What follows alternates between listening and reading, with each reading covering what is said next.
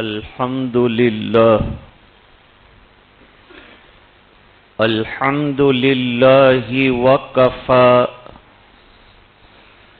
وسلام على عباده الذين اصطفى أما بعد أعوذ بالله من الشيطان الرجيم بسم الله الرحمن الرحيم فبما رحمة من الله لنت لهم ولو كنت فظا غليظ القلب لانفضوا من حولك صدق الله العظيم. اللهم صل على سيدنا محمد وعلى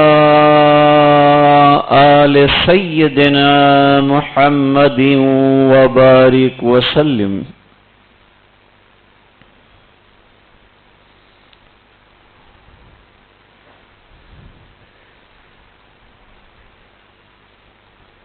آپ صلی اللہ علیہ وسلم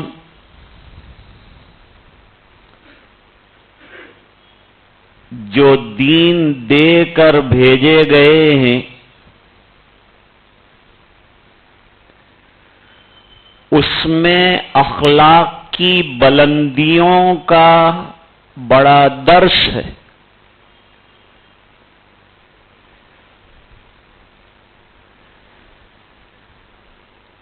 یہ سلوک اور احسان جسے کہتے ہیں اس کا دوسرا نام علم الاخلاق ہے.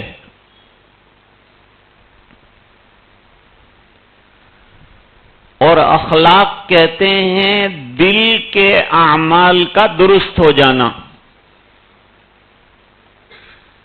کینہ، کپٹ، بغض، عداوت، بڑائیاں دل سے نکل جانا اور سیدھا سادہ اللہ کا بندہ بن جانا اور دوسروں کے کام آنا. سچائی والی زندگی گزرنا، انصاف والی زندگی گزارنا.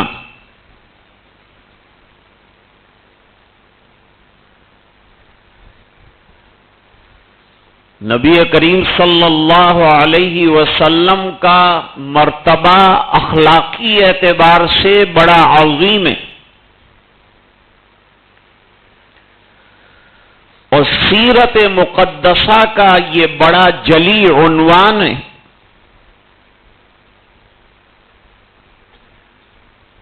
کہ آپ دنیا میں اخلاق سکھلانے کے لیے اور تکمیل اخلاق کے لیے تشریف لائے ہیں. قرآن کریم میں فرمایا وَإِنَّكَ لَعَلَىٰ خُلُقٍ عَظِيمٍ.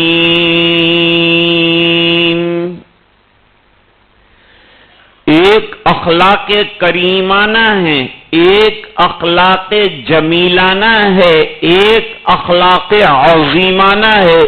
حضور پاک صلی اللہ علیہ وسلم کو سب سے عالی یعنی خلق عظیم عطا فرمایا گیا.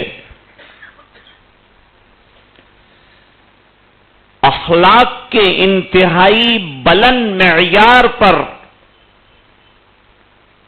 نبی کریم صلی اللہ علیہ وسلم ہیں جس کے واقعات سے سیرت مقدسہ پوری کے پوری لبریز ہے.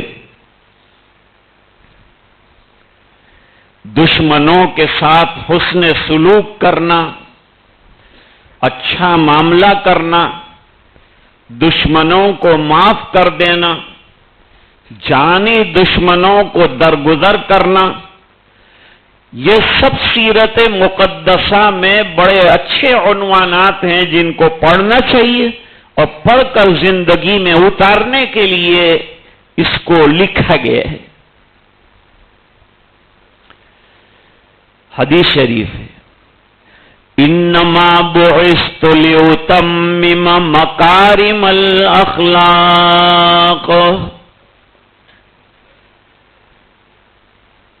حضور فرماتے ہیں مجھے اخلاق کی تتمیم کے لیے اور تکمیل کے لیے بھیجا گیا ہے.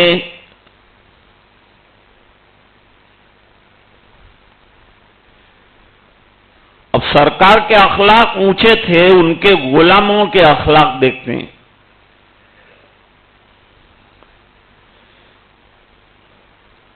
شیخ الاسلام حضرت مولانا حسین احمد مدنی قدس سرہ العزیز ٹرین میں سفر کر رہے تھے.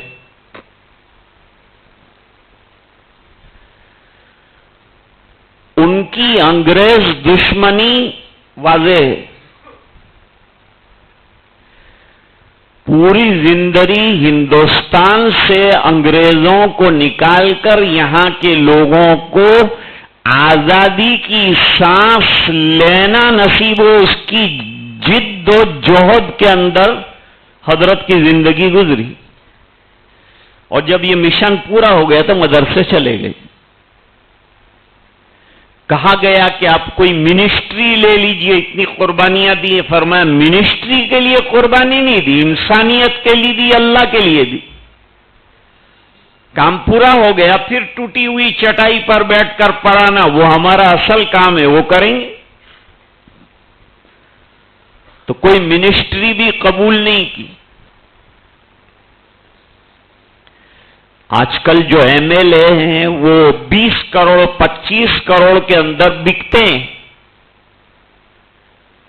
اور پارٹی چینج کرتے ہیں، اس کا پیسہ لیتے ہیں. لوگوں نے ووٹ دیا تھا کس پارٹی کا اور چلے جاتے ہیں کس پارٹی میں. خیر یہ سیاست سے کوئی اس کا تعلق نہیں ہے جو بات میں کر رہا ہوں. حضرت کے سامنے ایک انگریز بیٹھا تھا. ایک ہے انگریزیت سے اور ان کے نظام کار سے دشمنی، اور ایک ہے نفس انسان سے دشمنی. تو انسان سے کوئی دشمنی.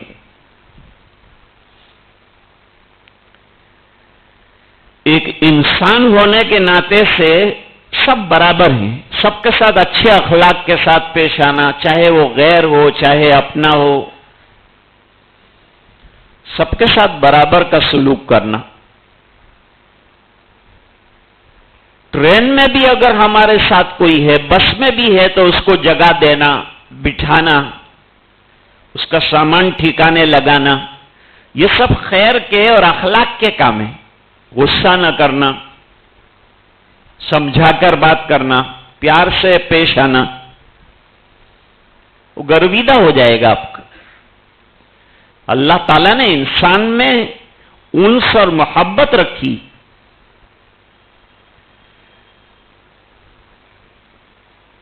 وہ انگریز جو ہے اٹھ کر ٹوائلٹ کی طرف جاتا تھا، پھر واپس آ کر بیٹھ جاتا تھا، پھر جاتا تھا، پھر واپس آ کر بیٹھ جاتا تھا.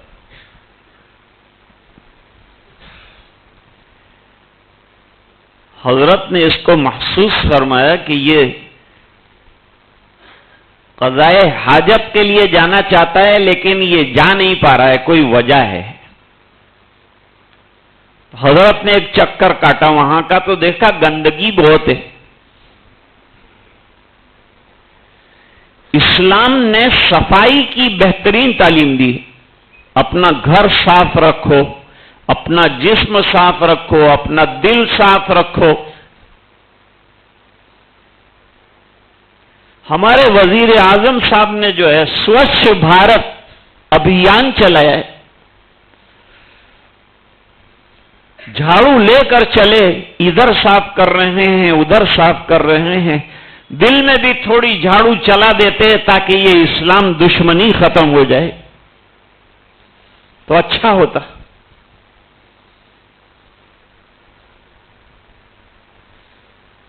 حالانکہ اسلام نام ہی سلامتی کا ہے. ہم لوگ سلامتی والے لوگ ہیں، اس لیے ملاقات بھی ہوگی تو السلام علیکم بھائی میری طرف سے تم کو سلامتی کا پیغام ہے، کوئی نقصان میری ذات سے آپ کو نہیں پہنچے گا، یہ پیغام پہلے ہی دے دیتے ہیں، کیونکہ نیا آدمی سامنے ملتا ہے تو ڈرتا ہے کہ بھئی یہ کہیں ڈینجر آدمی نہ ہو، تو ہم نے السلام علیکم کہہ کے اپنا ڈینجر نہ ہونا بتا دیا کہ ہم لوگ اچھے لوگ ہیں، تمہارے کام آئیں گے، تمہیں نقصان نہیں پہنچائیں گے۔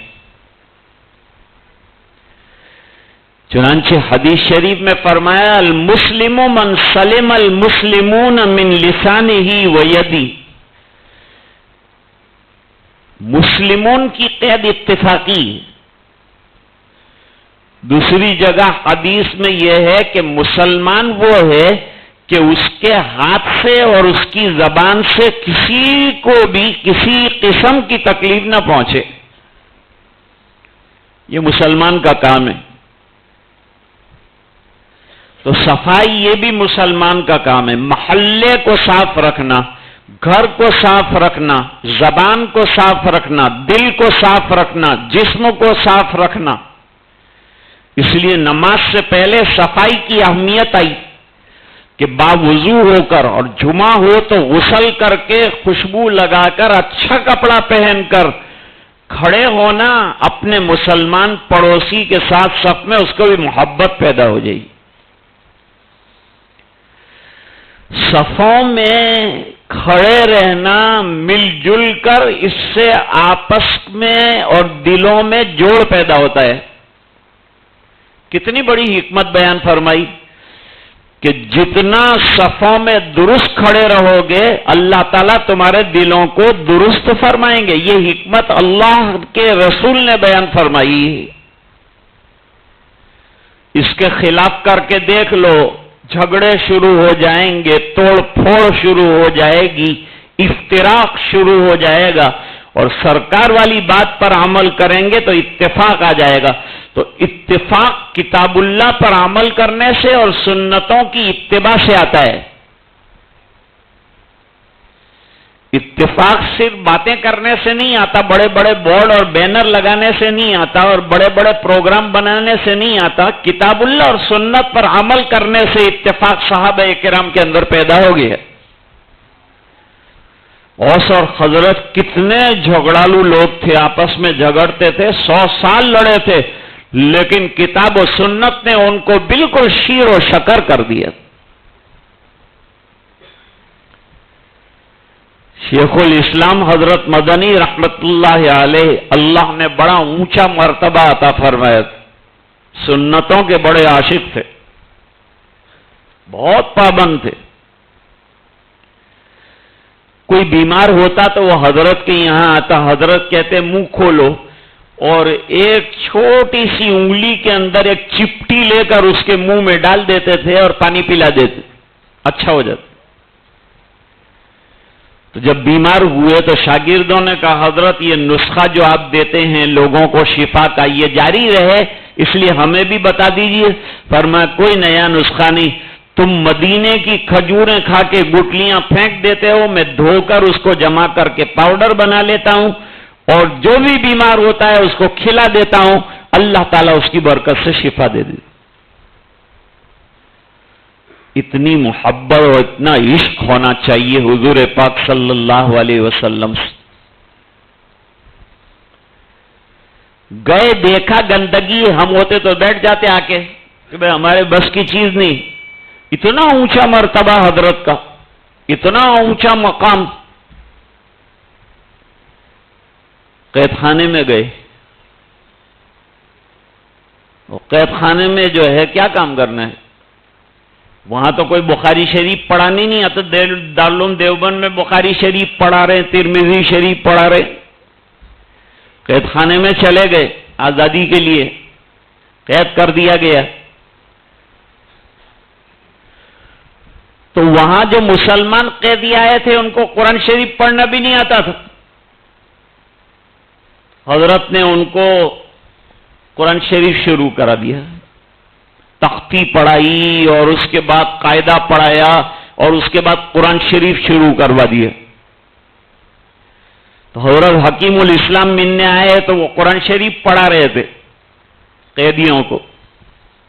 ہمارے بزرگوں نے قید خانوں میں بھی دین کا کام نہیں چھوڑا. یہ غم نہیں کہ میں قید خانے میں آ گیا ہوں میرا کیا ہوگا، بس دین کا کیا ہوگا. دین کی نشر و اشاعت قید خانے میں بھی کرتے ہیں، باہر بھی کرتے ہیں، ہر جگہ کرتے ہیں. اور یہ ہر مسلمان کا کام ہے کہ اللہ کے دین کی نشر و اشاعت کی جائے جہاں کہیں بھی ہو.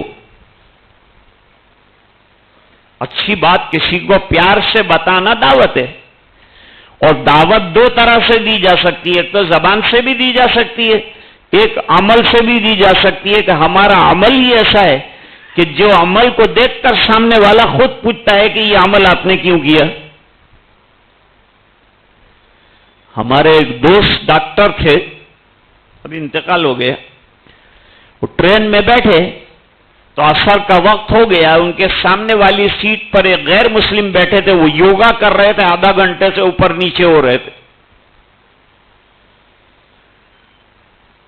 ڈاکٹر صاحب عصر کا وقت ہوا تو مصلی بچھا کر نماز پڑھی. انہوں نے رکوع کیا، سجدہ کیا. 2-4 منٹ میں نماز پوری کر کے اپنی جگہ پر بیٹھ گئے.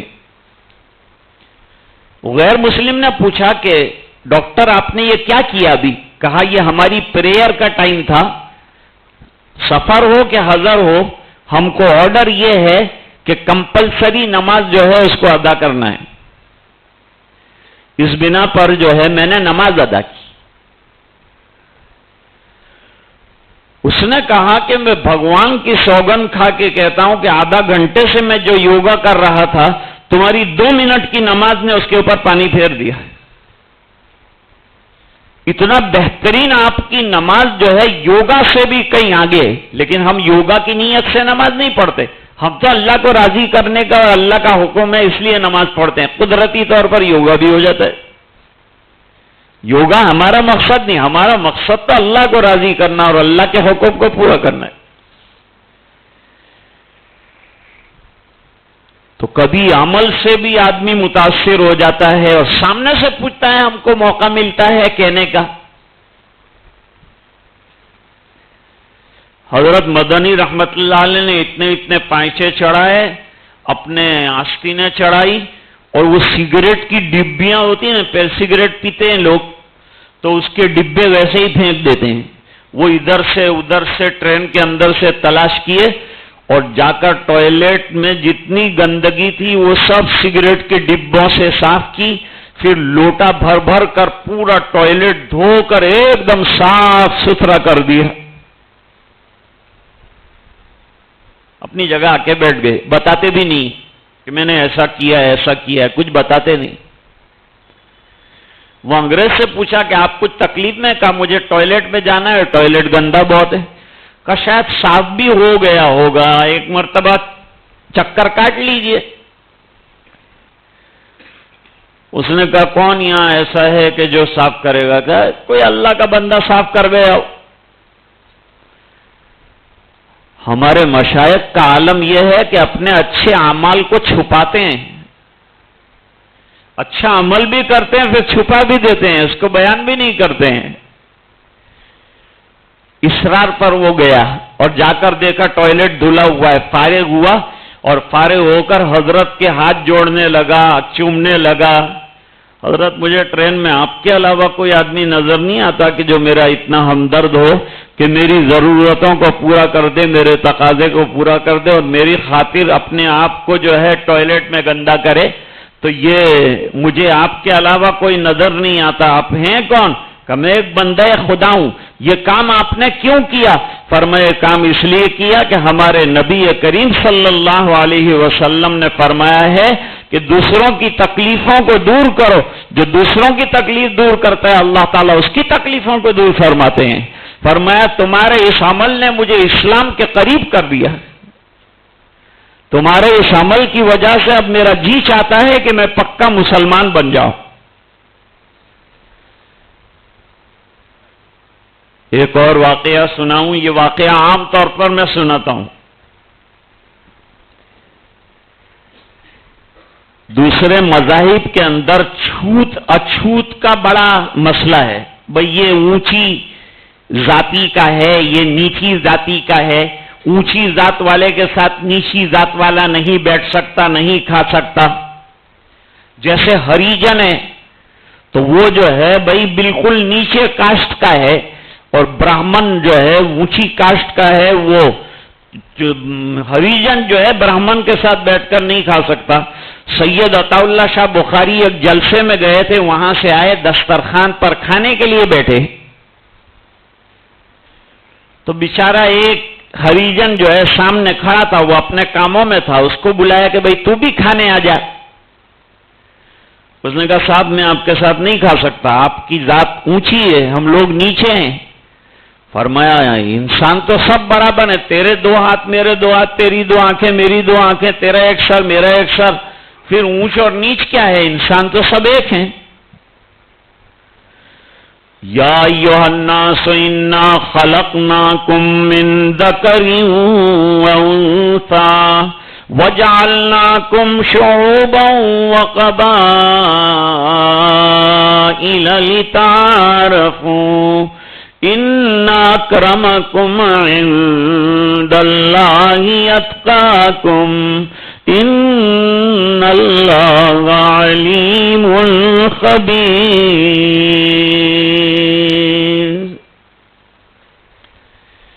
ذات پات کا چکر اسلام نے رکھا ہی نہیں ہے۔ ایک ہی صف میں کھڑے ہو گئے محمود و ایاز، کوئی بندہ رہا نہ کوئی بندہ نواز۔ فرقہ بندی ہے کہیں اور کہیں ذاتیں ہیں، کیا زمانے میں پنپنے کی یہی باتیں ہیں۔ تم شیخ بھی ہو، سید بھی ہو، مغل بھی ہو، پٹھان بھی ہو، اور ذرا یہ تو بتاؤ کہ مسلمان بھی ہو۔ سب سے بڑی نعمت اور سب سے بڑا اللہ نے جو شرف ہم کو عطا فرمایا، کوئی کسی بھی ذات سے تعلق رکھتا ہوگا، جب کلمہ پڑھا فاخوانکم فی الدین، وہ تمہارا دینی بھائی ہو چکا، چاہے کسی کاسٹ سے اس کا تعلق ہو۔ حضرت حبشی غلام تھے، لیکن جب ایمان لائے، اسلام قبول کیا، اللہ تعالیٰ نے کتنا عالیشان مقام عطا فرمایا۔ حضرت عمر فرماتے ہیں بلال غلام نہیں رہے، سیدنا و مولانا بلال ہمارے بڑے بن گئے اور ہمارے آقا بن گئے اور ہمارے برابر ہو گئے اور سید المؤذنین ہو گئے۔ اذانوں کا شرف اللہ تعالیٰ نے دلوایا تو حضرت بلال رضی اللہ تعالیٰ عنہ کو دلوایا۔ بڑی آواز والے تو حضرت عمر تھے، اور خوش الحان بڑے بڑے صحابہ تھے، لیکن اذان کا شرف حضرت بلال کو کیوں ملا؟ اس لیے ملا حضرت بلال رضی اللہ تعالیٰ عنہ کو کہ اس لا الہ الا اللہ کے لیے سب سے زیادہ مار جو ہے اور گلا گھونٹا گیا ہے تو حضرت بلال رضی اللہ تعالیٰ عنہ کا مکی زندگی میں گھونٹا گیا ہے، اور یوں کہا گیا تھا کہ تیرے اس کلمے کو مکے سے باہر نکلنے نہیں دیں گے۔ اس وقت حضور پاک صلی اللہ علیہ وسلم نے حضرت بلال کو اونچے مقام پر کھڑا کر کے کہا کہ اللہ اکبر کی صدا اور اشہد ان لا الہ الا اللہ کی صدا بلند کرو، اور ایسی بلند کرو کہ جو لوگ اس کو دبانا چاہتے تھے اور ختم کرنا چاہتے تھے ان کو پتا چلے کہ دین حق کی آواز کو دبایا نہیں جا سکتا، مٹایا نہیں جا سکتا۔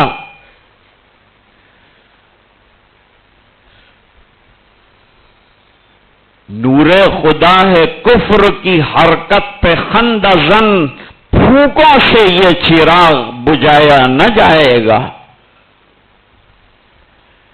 تو عرض کر رہا تھا کہ سید عطا اللہ شاہ بخاری نے اس کو وہاں سے پکڑا، کھانے کے لیے بٹھایا،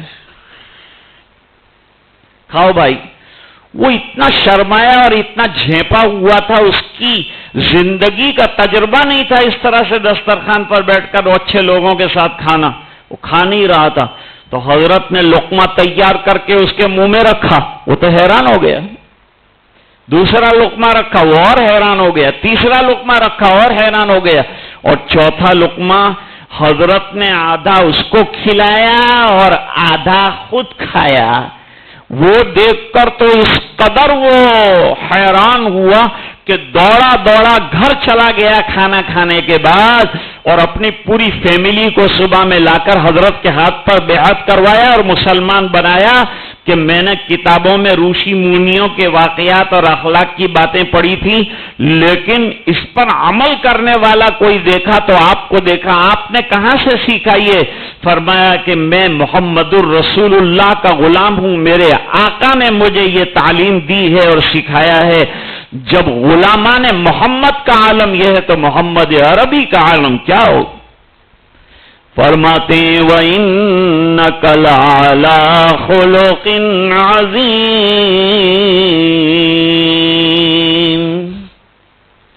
ہم نے آپ کو اخلاق کے نہایت بلند معیار پر رکھا ہے۔ بابو بھائی نے مجھے بتلایا تھا کہ 1:17 پہ ختم کرنا ہے، سامنے والی گھڑی 1:17 جو ہے بتلا رہی ہے۔ مجھے حکم ملا تھا اس وقت تک کے لیے آپ کے ساتھ کچھ گفتگو کروں اور پھر بات کو ختم کروں۔ اللہ تعالی عمل کی توفیق عطا فرمائے۔ وآخر دعوانا ان الحمد للہ رب